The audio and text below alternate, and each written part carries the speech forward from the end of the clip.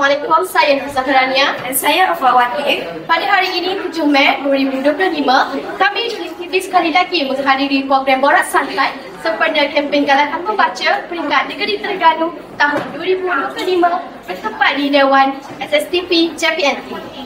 Ayah kita sama-sama saksikan sesuai dari program hari ini. Ayah kita saksikan.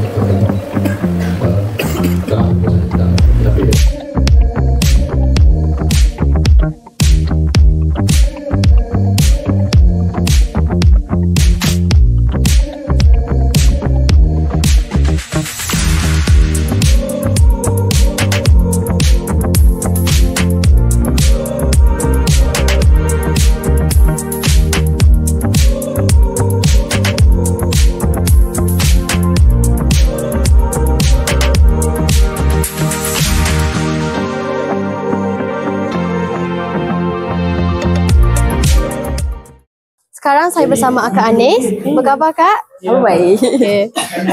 Boleh Akak ceritakan sedikit tentang buku-buku yang telah dipamerkan?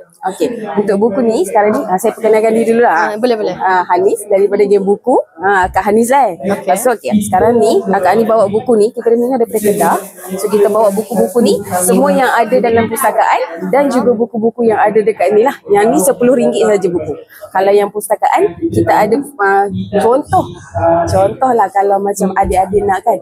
Adik-adik suruh cikgu beli buku ni untuk perpustakaan dan dapat percuma tau. So kita ada 3 package dekat sini. Nanti panggil cikgu-cikgu untuk datang. Boleh ke tu? Okey. Terima kasih.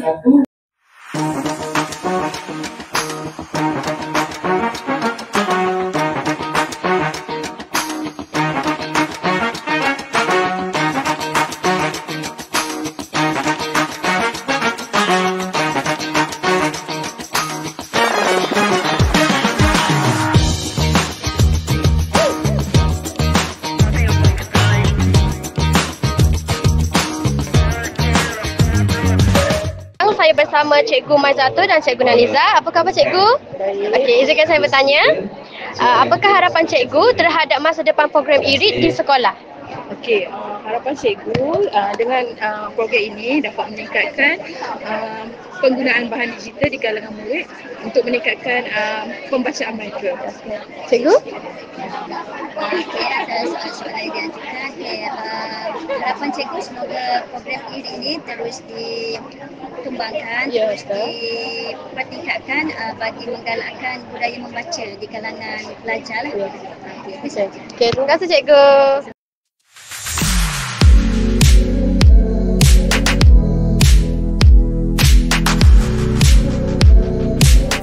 Sekian sahaja untuk episod kali ini. Kita jumpa pada episod yang akan datang.